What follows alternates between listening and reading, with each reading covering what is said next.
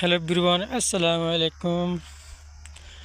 আমাদের নতুন YouTube channel, তুই সবাই একটু সাপোর্ট করবেন। আজকে একটা নতুন ব্লগ ভিডিও নিয়ে আপনাদের মাঝে হাজির হয়ে গেলাম। তুই শুরু করা যাক, আপনাদের একটু তুলে ধরবার চেষ্টা করি। এখানে হচ্ছে আমাদের মোটর লাইন, এটা দেখা যাচ্ছে না, এটা মোটর লাইন।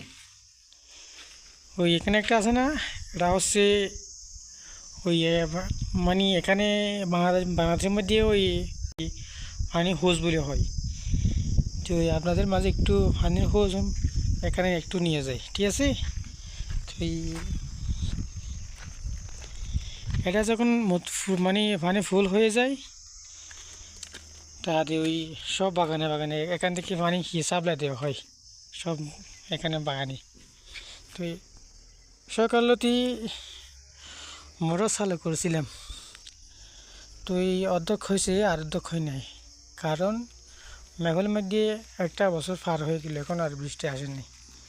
তো কিন্তু আগে তো 6 মাস আগে, 3-4 মাস আগে 2 ঘন্টায় এটা মানে ক্লিয়ার মানে ফুরাই না, পানি বাদ দিয়ে পড়ে যায়। আর এখন অর্ধেক, কারণ হচ্ছে এখানে যদি বৃষ্টি না না না আসে, তো আর করার কোনো কিছু না, পানি সব ধীরে ধীরে ধীরে কমে যায়। বৃষ্টি যখন আসে 3-4 দিন যদি বৃষ্টি পড়বে, তো এখানে মিনিট 10 যখন বেজে যায়, তো পানি আস্তে আস্তে পানি বাড়ে। তো এখন বাড়ে নাই, তো এখন পানি কমে গেছে। তো আমি পানি কোন জায়গায় আজকে সাপ্লাই দিব,